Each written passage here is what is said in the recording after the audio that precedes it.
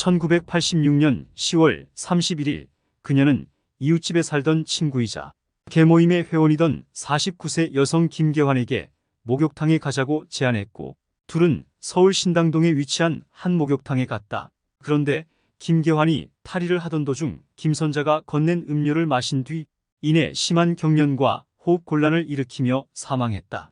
이는 사람들이 다 보는 공공장소에서의 첫살인이라는 점에서 매우 대담하고 잔인하다. 이러한 김선자의 잔인무도함은 추후의 살인에서도 그대로 이어졌다. 이후 사인은 독극물 중독으로 밝혀졌으며 김선자는 그 사이 목걸이와 반지 등 폐물을 가로챘다. 당시 유족들은 이웃에 사는 김선자가 함께 목욕하러 가자고 했고 가지고 있던 귀중품이 사라진 게 이상하다고 진술했지만 김선자는 이를 부인했고 이때만 해도 그녀가 범인이라는 명확한 증거가 없었기 때문에 넘어갔다. 그리고 6개월 뒤 1987년 4월 4일 그녀는 더욱 대담하게도 시내버스 안에서 일을 벌였으며 50세 여성 전순자가 독극물 중독으로 버스에서 쓰러져 사망했다. 그녀는 이전에 목욕탕에서 사망한 김계환과 같이 김선자와 함께 개를 하는 회원이었고 김선자는 그녀에게 약 700만 원가량의 빚을 진 상태였다. 김선자는 전순자에게 영등포에서 돈을 받을 일이 있으니 동행을 권유하였는데 둘이서 영등포 방면 버스를 타고 이동 중에 김선자가 건넨 음료를 마시고 사망하게 된 것이다. 처음엔 외상이 전혀 없는 점으로 미루어 심장마비로 인한 돌연사 정도로 여겨졌지만 부검을 해본 결과 치명적인 독극물 성분이 검출되었고 이때부터 김선자는 경찰의 의심을 받게 되었다. 김선자의 용의주도함과 사이코패스적인 면모를 잘 드러낸 살해 수법인데 보통 사람들이 많이 있는 공공장소에서 대담하게 더욱이 여성이 살인을 한다고 쉽게 의심할 수는 없기 때문이다. 이렇게 범행이 연이어 성공하자 추후에도 버스 안과 같은 공공장소에서의 살해가 이어졌다. 그녀는 왜 이런 살인 범행을 저질렀을까? 그녀는 1986년부터 1988년까지 서울에서 김선자가 독극물인 청산가리를 사용하여 모두 5명을 살해한 연쇄살인 사건이다. 김선자는 잦은 카바레 출입과 도박으로 주변 지인들에게서 돈을 빌린 뒤 도박으로 탕진하여 불어난 빚을 감당하지 못한 40대 여성 김선자가 채권자들과 본인의 아버지, 여동생에게 청산가리를 탄 음료를 먹여서 죽인 엽기적인 사건이다. 이 사건은 많은 이들에게 큰 충격을 주었다.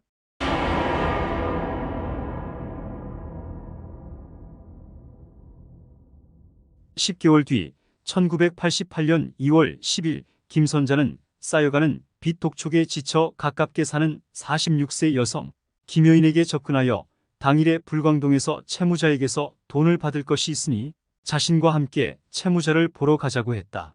김여인은 김선자에게 받을 돈이 120만 원이나 있었기 때문에 이를 준다는 김선자의 말을 믿고 따라 나섰지만 나타난다는 채무자는 나타나지 않았고 당시 김여인은 김선자가 건넨 율무차를 마셨다가 계속 구토를 했다.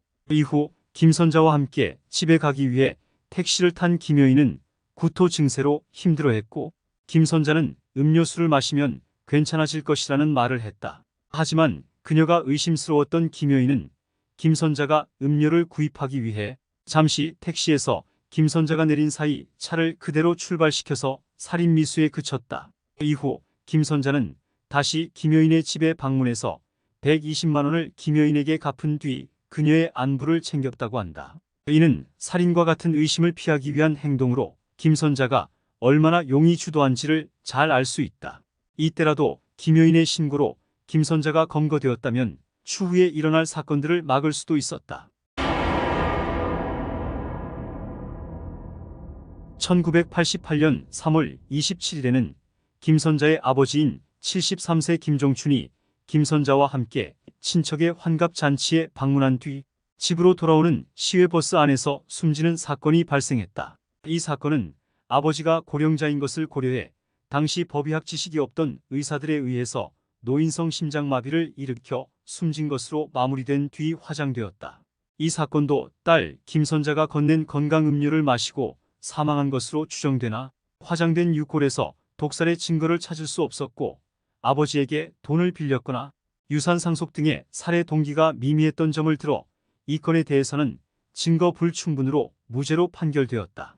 김선자는 아버지에게 생전 핀잔을 많이 들었던 것으로 보인다. 그래서 재산 문제보다는 일종의 원한으로 인해 살해한 것으로 의심된다. 다만 수법이 비슷하여 살해의 심증은 가지만 물증이 없어서 무죄 판결이 난 것일 뿐이다. 네 번째 범행이 성공하고 얼마 지나지 않아 같은 해 4월 29일에는 그녀의 동생인 43세 여성 김문자 역시 아버지처럼 버스 안에서 같은 변을 당했으며 독극물 검사가 이루어지지 않아 심장마비로 처리되었다. 김선자는 동생 김문자에게 약 1천만 원의 빚을 지고 있던 상태였고 여동생이 사망했음에도 동요하거나 슬퍼하는 내색 없이 사망 확인 후 여동생의 집을 뒤져 금품 및 귀금속 등을 털어갔다. 당시 재판 과정에서 여동생을 병원에 데려간 청년들의 증언에 따르면 옆자리에 있던 김선자의 여동생이 버스 안에서 쓰러지자 김선자와 함께 병원으로 데려갔는데 병원에서 여동생이 위독하니 큰 병원으로 옮겨야 한다고 하자 갑자기 김선자는 모르는 사람이라며 여동생의 생명을 구하는 일엔 아랑곳도 없이 여동생의 핸드백을 가지고 황급히 나가버리는 비정한 모습을 보여 청년들이 황당해했다고 한다. 이후 약 3개월 뒤인 1988년 8월 8일에는 김선자의 시누이인 44세 여성 손시원도 같은 변을 당했다.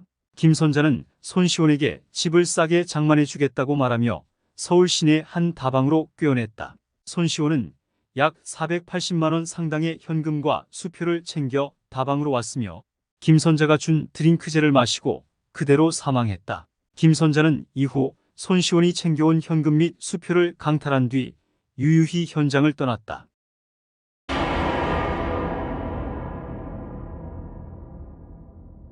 경찰은 1차 사건부터 김선자를 의심했지만 물증이 없어 참고인 조사만 하고 그녀를 체포할 수는 없는 상황이었다.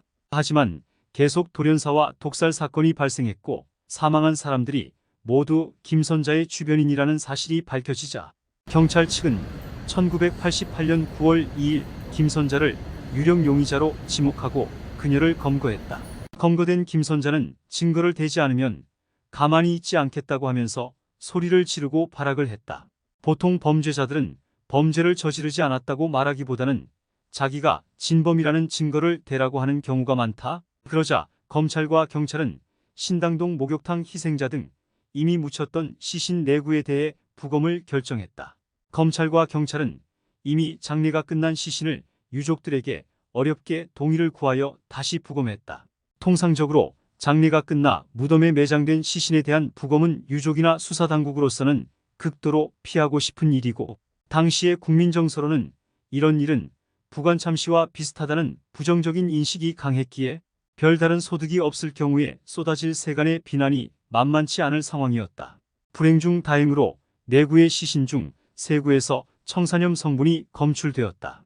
가장 먼저 사망한 김계환의 시신은 매장된 지 2년여의 기간이 지나서 부패 정도가 심해 청산염 성분을 찾을 수 없었고 사망한 아버지 김종춘의 경우 이미 화장되었기 때문에 남아있는 유골에서는 청산염이 전혀 검출되지 않았다. 이어서 영장을 받아 그녀의 집을 압수수색한 경찰은 깜짝 놀랐는데 그동안 그녀가 가족과 친구 등을 살해한 후 훔쳐낸 물건들인 다이아몬드 반지, 수표, 통장 등이 쏟아져 나왔기 때문이다.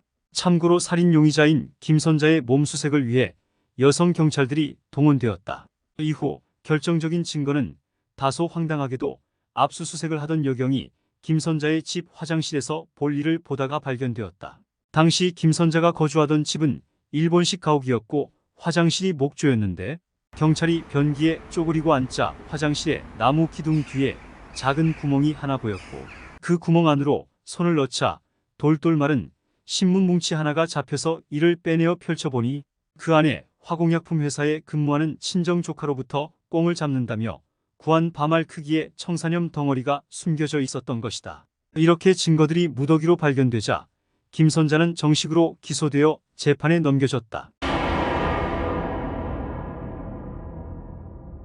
김선자는 재판에서도 범행을 끝까지 부인했으나 이 청산가리가 유죄의 결정적인 물증으로 작용하였고 1심 재판에서 사형을 언도받았다. 이에 김선자는 항소와 상고를 거듭했으나 2심과 3심에서도 그녀의 사형은 유지되었다. 결국 사형을 확정받은 김선자는 서울구치소에 수감되었다가 대전교도소로 이감되었다. 그러나 1989년 사형이 확정된 이후 사형 집행을 무려 6번이나 피했다. 1990년 4월과 12월, 1991년, 1992년, 1994년, 1995년에 걸쳐 총 65명의 사형이 집행되었으나 김선자는 집행 대상에서 운 좋게 계속 제외되었다. 이토록 오래 살아남은 이유는 당시 교정시설에서 하도 결백을 강하게 주장했고 거기에 낚인 삼중 스님이 배명인 전 법무부 장관을 비롯한 정관계 고위 인사들에게 김선자 사건의 재조사를 강하게 요구한 탓도 컸다. 어찌나 뻔뻔스럽게 결백한 척 연기를 잘했는지 교도관들, 동료 수용자들 상당수가 김선자에게 낚였다고 한다. 그러나 사건 발생 9년 뒤인 1997년 12월 30일에 다른 사형수 22명과 같이 처형되었다. 만약 1997년 집행마저 운 좋게 피해갔다면 34년간 복역 중인 최장기 사형수이자 유일한 여성 사형수로 남았을 것이지만 마지막 사형 집행만큼은 피하지 못하고 형장의 이슬로 사라졌다. 이것이 사실상 대한민국의 마지막 사형 집행이다. 이후 대한민국은 사형 집행이 중단되었다. 사형 집행이 중단된 지 10년 이상이 지난 국가는 국제적으로 실질적 사형 폐지 국가로 분류되기 때문에 대한민국은 사형제 폐지 국가로 여겨지고 있다. 감옥에서도 범행을 완강하게 부인했던 김선자는 1960년대부터 사형수 교화 활동에 힘쓰던 삼중 스님을 만나 여러 차례 억울함을 호소했고 그러나 워낙 증거가 확실하여 다시 조사할 건덕지조차 없었으며 아버지와 여동생은 물론 친척 3명까지 살해한 것 자체가 용서할 수 없는 중범죄였다. 김선자는 그야말로 인간 말종 중의 말종인데 죽는 순간까지 자신의 범죄를 전혀 반성하지 않아서 당시 그녀에 대한 여론의 공분도 매우 컸으며 대중이 그녀의 사형을 기뻐했기에 그녀가 사형당한 것은 자업자득이요 인광보다.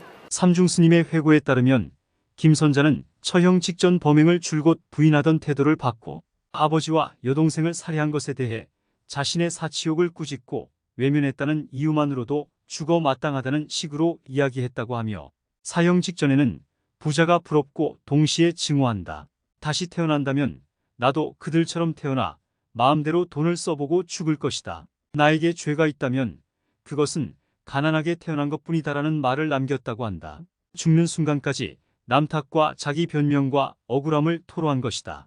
그런데 놀랍게도 아직도 김선자가 억울하게 죽었다고 보는 사람이 있다고 하는 사람도 있다고 한다. 마지막으로 이번 사건으로 인해 희생자들과 그 가족들에게 깊은 위로의 말씀을 전하며 이와 같은 비극적인 사건이 반복되지 않도록 사회 전반에서 더욱 적극적인 예방 및 대응 조치가 이루어지기를 기대해 봅니다. 시청해 주셔서 감사합니다.